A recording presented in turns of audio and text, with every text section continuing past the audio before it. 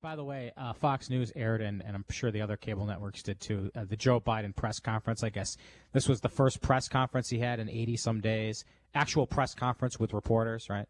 Not the first time he hadn't been out of the house, but first press. So anyway, they just aired the whole thing in its entirety, and I can report, from what I can see, he actually got through the entire speech despite his full-blown dementia. Yeah, isn't it funny? Everybody thinks that Joe Biden has dementia. Then when you watch, the actual press conference itself, he did a good job. He answered all the questions from members of the media. He touched on every single subject. He also said that Donald Trump, the wartime president, it appears as though the wartime president has, what was the word he used? I forgot the verbiage he used, but he said the wartime president has basically, what's the word I'm looking for? I'm struggling to find the right word that he used. But just backed off as the wartime president. Oh, with regard to Russia. Yeah. He backed off, and he talked a little bit about that. He talked about the monuments. He said that the monuments should be in museums, not public places. I think that is a great answer. I completely agree with him on that one. And he looked absolutely fine. He looked healthy. Well, Brian, no. The thing is with this dementia, it goes in and out.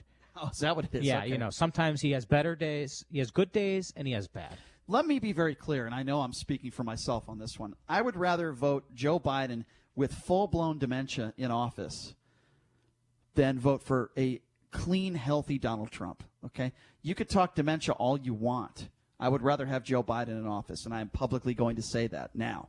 That's how I feel. Oh, we've had presidents with dementia.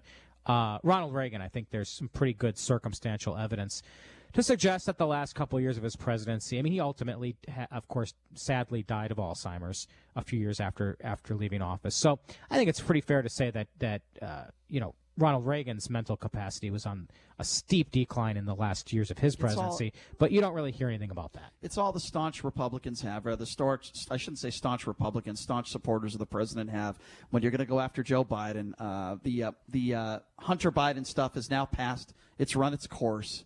So now all they can go on is, Joe Biden, he's old. It's Sleepy Joe. He's got dementia. All these people, just like the same doctors, the right-wing nutty doctors out there who thought they were doctors that said this was a Democratic hoax, the coronavirus. All those supposed doctors out there who think they know anything about anything medical. They couldn't even spell doctor. And now they're talking about Joe Biden. They think he's got dementia. It's so ridiculous. We actually had, and maybe we should get this guy back on. He was a psychologist or psychiatrist out of Baltimore.